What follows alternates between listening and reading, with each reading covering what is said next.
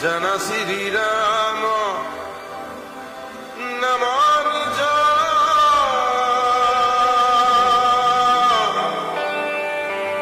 সমস্ত শাস্ত্ৰ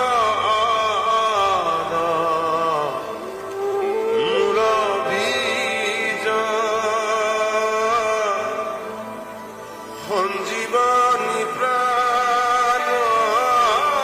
যাৰ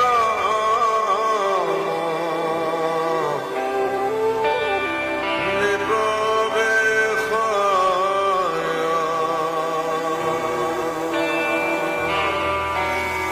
ৰাম সঞ্জীবনী প্ৰাণ যাৰ